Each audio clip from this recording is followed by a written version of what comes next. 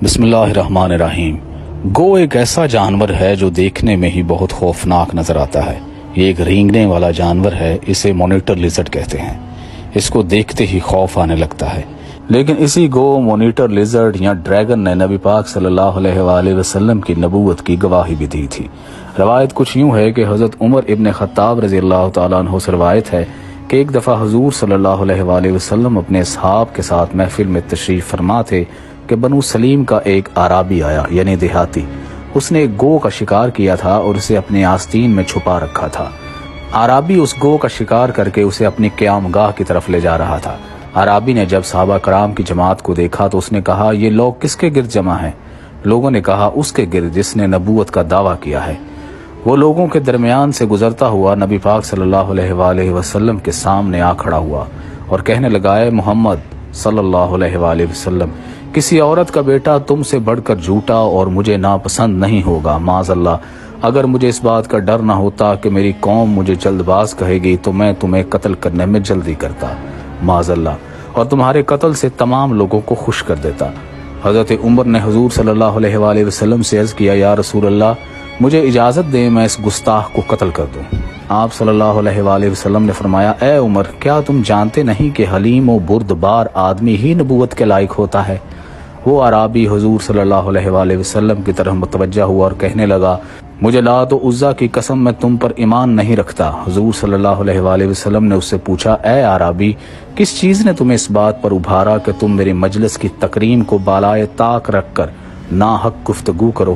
اس نے بے ادبی سے رسول اللہ صلی اللہ علیہ وآلہ وسلم سے کہا، کیا آپ بھی میرے ساتھ ایسے ہی گفتگو کریں گے؟ اور کہا، مجھے لات و عزا کی قسم میں آپ پر اس وقت تک ایمان نہیں لاؤں گا جب تک یہ گو آپ پر ایمان نہیں لے آتی۔ اس کے ساتھ ہی اس نے اپنی آستین سے وہ گو نکالی اور حضور صلی اللہ علیہ وآلہ وسلم کے سامنے پھینک دی اور کہا، اگر یہ گو آپ پر ایمان لے آئے تو میں بھی ایمان لے آؤں گا۔ پس حضور صلی اللہ علیہ وآلہ وسلم نے فرمایا، اے گو، کلام کر۔ پس گو نے ایسی واضح اور فصیح عربی میں کلام کیا کہ جسے تمام لوگوں نے سمجھا۔ اس گو نے عرض کیا، اے دونوں جہانوں کے رب کے رسول صلی اللہ علیہ وآلہ وسلم، میں آپ کی خدمت میں حاضر ہوں۔ حضور نبی کریم صلی اللہ علیہ وآلہ وسلم نے اس سے پوچھا، تم کس کی عبادت کرتی ہو؟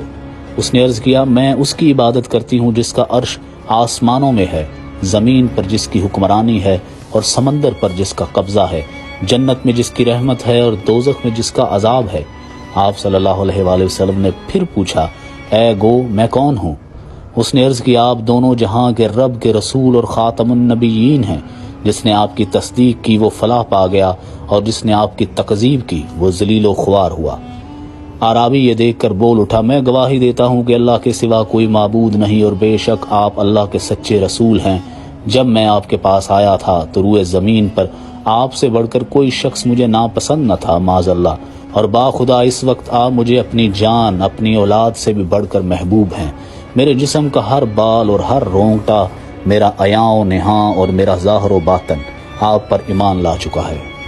حضور نبی کریم صلی اللہ علیہ وآلہ وسلم نے فرمایا، اس اللہ کے لیے ہی ہر تعریف ہے جس نے تجھے اس دین کی طرف ہدایت دی جو ہمیشہ غالب رہے گا اور کبھی مغلوب نہ ہوگا۔ اس دین کو اللہ تعالیٰ صرف نماز کے ساتھ قبول کرتا ہے اور نماز قرآن پڑھنے سے ہی قبول ہوتی ہے۔ پھر حضور صلی اللہ علیہ وآلہ وسلم نے اسے سورہ فاتحہ اور سورہ اخلاص سکھائیں۔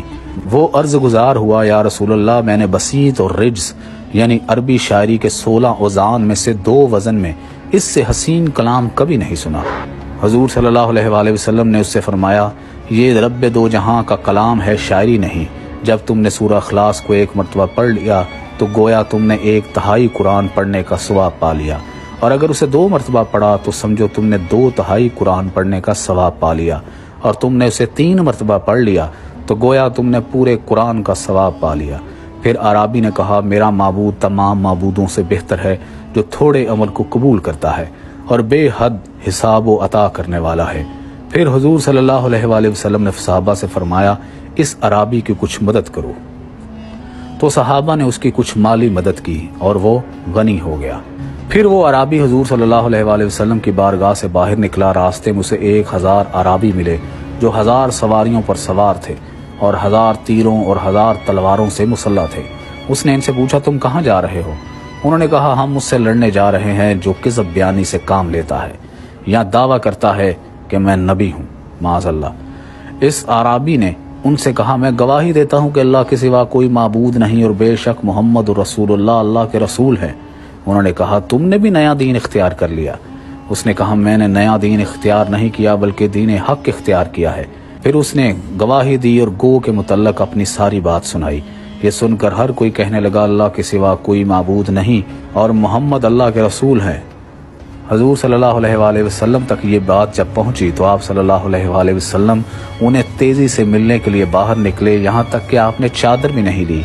وہ آپ صلی اللہ علیہ وآلہ وسلم کو دیکھ کر اپنی سواریوں سے کود پڑے اور حضور صلی اللہ علیہ وآلہ وسلم کے جس حصے تک ان کو رسائی ہوئی اسے چومنے لگے اور ساتھ ساتھ کہنے لگے اللہ کے سوا کوئی معبود نہیں، محمد اللہ کے رسول ہے۔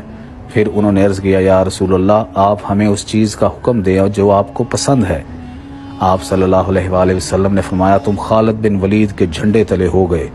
راوی بیان کرتے ہیں کہ سارے عرب میں صرف بنو سلیم کے ہی 1000 لوگ بیک وقت ایمان لے آئے تھے۔